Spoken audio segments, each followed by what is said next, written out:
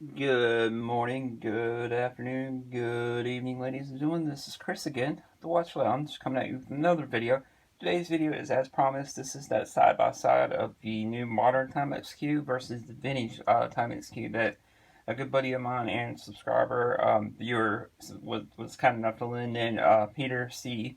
I will leave his Gmail, email info down below if you're interested in buying this watch.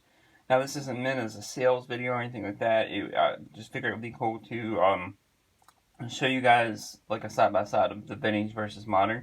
Quick wristwatch check. I am indeed still wearing that G-Shock. Of course, it gets a lot of wear time. But this is just a little quick side-by-side. And again, he is selling this if you are interested. He does it kind of as a side hobby for retirement. He collects vintage watches and sells them on eBay elsewhere. But again, I feel like Timex did a pretty good job on the new modern version. This is the new modern version. Of course, if you guys have seen the Pepsi, this is a fun little watch for $180. This is one of my most fun watches, guys. This does indeed get a lot of wear time as well.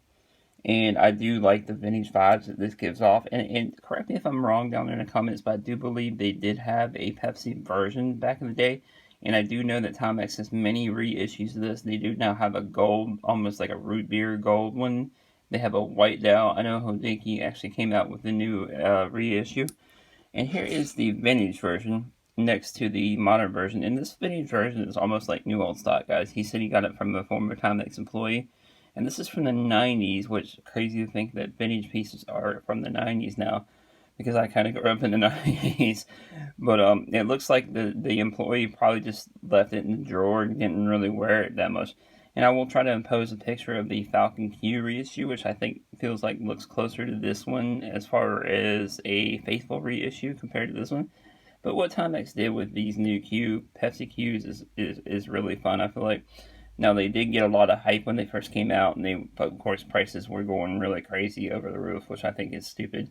Just gotta be patient, and if you want, just be patient. If they're sold out, which they are not sold out now, I believe you can find one on my buddy John's website over at watchgauge.com. I believe he has them in stock now. Really great guy to deal with, guys. But if you're interested in one of the new modern versions, he has almost all the different versions except for the Hodinkee version, I believe. But the modern versus the vintage, I feel like the modern, they did a really good job on. A lot of people complain on the bracelets, but the bracelet was meant to kind of mimic the vintage versions. Now, this vintage version actually wears a little bit better than the modern version. It's a little bit smaller. This one, I believe, comes in at like 34 millimeters, whereas this one comes in, of course, at 38 millimeters.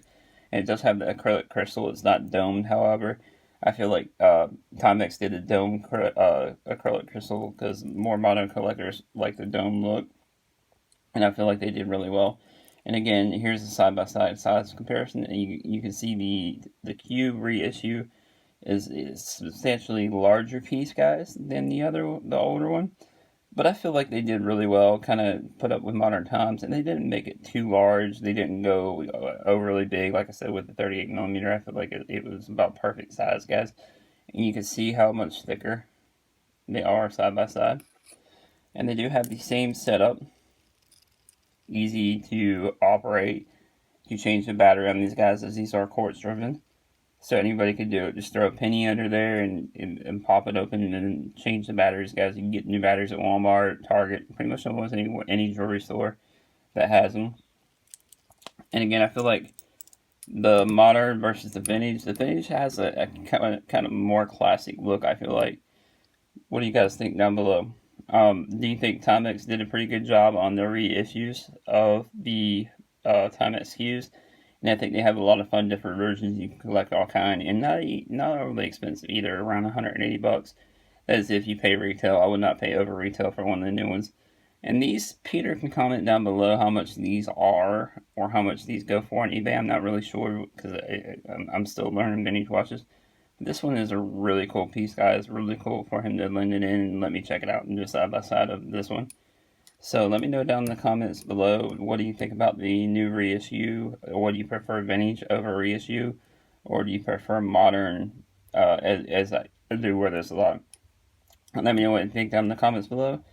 And as always, please like, subscribe, as I do come out with content on the daily, with whether it be live streams, videos like this, topic videos, just anything watch related, guys, and I will see you in the next one. Peace.